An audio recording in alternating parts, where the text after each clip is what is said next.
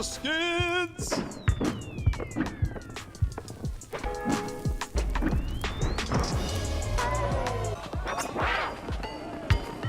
In the zone!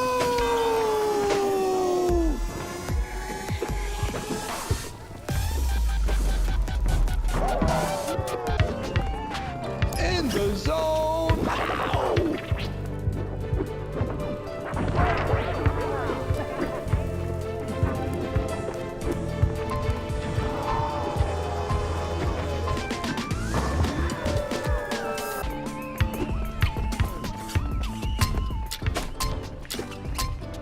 Giannis gets the shot. In the zone.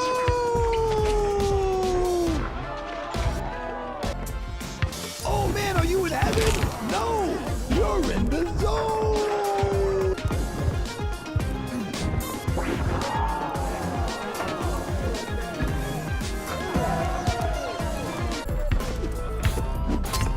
Come on now, you know you practice that move 1,000 times. Step back official. Ooh, and Edwards official stat. What's up, YouTube? Back in another video, and today I'm gonna be giving my first impressions on NBA The Run. I played the beta for a couple hours yesterday, and I just wanted to give my initial thoughts on it. And so I made a list of a couple things that I liked and a couple things I didn't like. And I didn't want to start off with the things I didn't like, but I'm gonna start off with it just because it's the thing that I have on my mind the most, and that's where's the sauce? Like, there's no good dribble moves. I don't even think you can do crossovers. Like, there's no crossovers. There's no flashy passes. The dunks are mid. Like, where's all the over-the-top moves that you expect from a game like this? Like, the most advanced stuff you can do is a alley-oop to yourself and the off-the-easy. But the off-the-easy is so garbage. Like, I tried to use it, and it's just like, it just doesn't work most of the time. Like, your defender has to be standing perfectly still, like, right in front of you in order for it to work. Like, if they're just, like, on the side of you a little bit or just moving a little bit, then it won't work. It's like the player doesn't look for the defender to, like, throw the ball off his head. He just kind of throws the ball in front of him, and so if the defender's there, then it'll hit him. But if not, then you just, like, he just throws the ball away, and it's so garbage. Like, I tried to get some clips with it. I tried to, you know, get it off the easy to a half-court shot with Steph Curry while he's in the zone, and it wasn't working. I got it to work a couple times, but yeah, like, the game got no sauce. Like, the only dribble moves you have is like a little push off, a step back, and a spin in either direction. And then when you hold the left bumper to do like the advanced trick moves, it's the same moves. It's just extended. So you step back a little further, you spin a little bit further. The push off, I don't know. I guess you push off further. I don't know. But yeah, like, there's no sauce. Like, where's all the over the top dribble moves?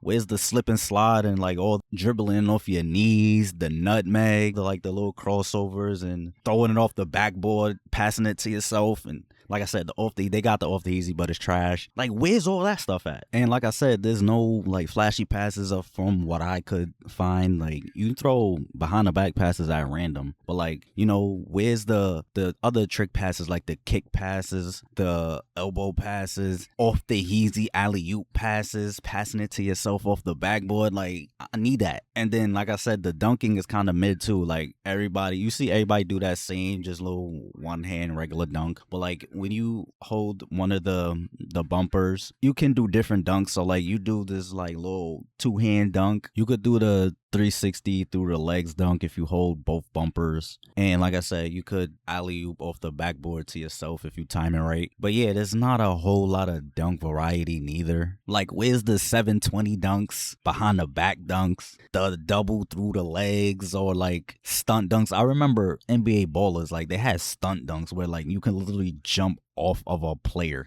and dunk the ball. Like, I need that. Like, I need the NBA Live 05 dunk contest dunks. Like, where's that at? And so yeah, that's what's been on my mind the most. Like, the game just lacks that sauce. Now, getting into a couple other things that I really didn't like. The optimization wasn't that good. Like, I was crashing a lot. It did get better. Like, a couple hours in, and so they extended the beta for an hour. But even after then, even though I was able to play, I would still crash after every game, maybe every other game if I was lucky. But yeah, I would crash a lot. I've experienced the issue where I would press Y to go into the game or X to go into shoot around, and just like nothing will happen. So I'll have to close the game and then open it back up. I couldn't even run OBS so I could record some gameplay. I had to record from, I think, like the Xbox Game Bar app, and I was experiencing like some stuttering. And so yeah, the game comes out in what, 3-4 weeks on June 9th. So hopefully they could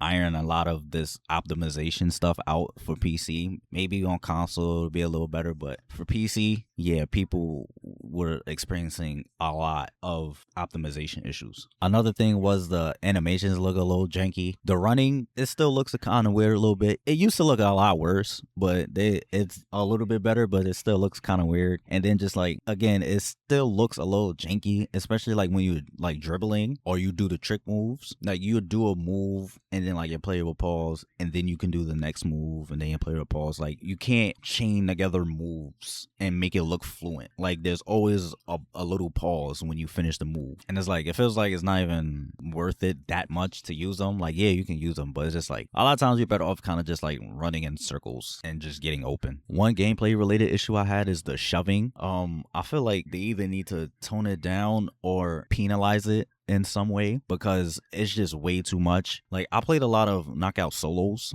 so like if you're playing against someone that's not shoving a whole lot, then it's like okay. But like when you play knockout squads and like you actually have human players, like everybody's a human player, like they just run around and shove you, and it's like it's not even really defense. So I feel like they need to either tone it down a little bit or penalize it at some point. Like I remember NBA bowlers, like you can shove, but like if you shove like 5 times, I think, then the opponent takes free throws. So they don't need to do exactly that, but like they need to penalize it at some point, because there's no penalty for shoving other than like it'll just pull you out the play. But other than that, it's just like you might as well keep doing it. So I'm not saying get rid of it, but like either make it weaker or penalize it or have it tied to a stat. I don't know if it's tied to your strength stat, but like I would understand if a stronger player that has high strength pushes you and you lose the ball compared to like a weaker player. I don't know if it actually works like that, but yeah, they need to tune it. And the last thing was like your CPU teammates not coming to the ball when you inbound. So like I said, I played a lot of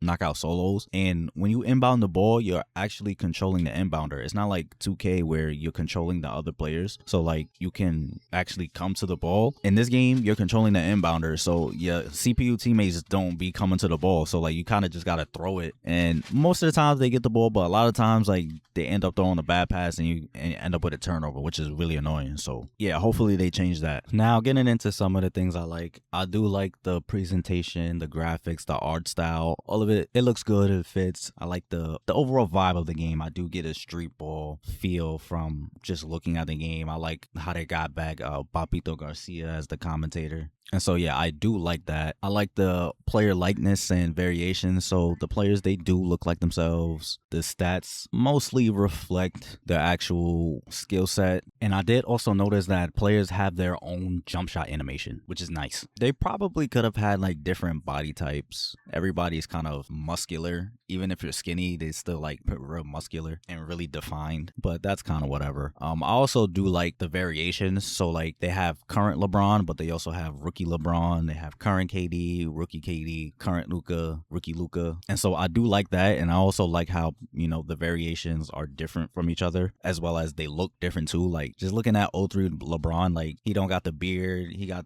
the earrings, like he looks like a 18-19-year-old teenager. And like I said, they also change up the stats and the abilities, so like even though it's the same player, it's at a different point in his career where he played differently. So I like how they reflected that. I also like the in the zone abilities, which is basically like takeover. The game doesn't have like a generic game breaker meter that fills up and everybody uses. Each player has their own in the zone ability, and there's different ones. So I know Curry has a deep threat, which lets him make threes from almost anywhere. Like you can make threes from behind half court, and like I tried for a long time to get an off the easy into a half court shot for the, not necessarily for the win, but you know, for the clip. And I got close, but I wasn't able to do it. But I did get an off the easy to like a 3 a couple times. I tried to use some other players and like other takeovers too. So I used James Harden and Jalen Brunson because they have the ankle breaker takeover, which lets you, you know, get more ankle breakers, which would be the funnest ability if the game actually had dribble move. I tried out LaMelo Ball. He has like the playmaking takeover, which, you know, gives you like super dimer, and whenever you pass to somebody, they way more likely to make the shot. Again, I can see this being way funner with actual flashy passes being on the game. I know Giannis and Anthony Edwards, I think they have posterizer, which gives you better dunks. I don't know if the dunks themselves are different, but dunking is already like mad strong, so it just makes it even better. And I think if you dunk on somebody, they stay on the ground for longer. And yeah, there are other ones, but those are the ones that I used. I didn't use Tyrese Maxey, but I wish I would have used him because he has the pickpocket in the zone ability, and so I want to see how OP that is. Like, is it just a guaranteed steal every time? We have to see. And so, like I said, I do like this edition. It gives players, you know, their individuality. It makes them different from, you know, other players with a similar skill set, or even themselves, like I said, with the variations. Another thing I liked was the different courts and game types. So when you go into a game, you'll get a random court. All the courts, they look good, colorful, vibrant, and they look like their real life counterparts. And you also get a different game type. So every game is not, you know, just the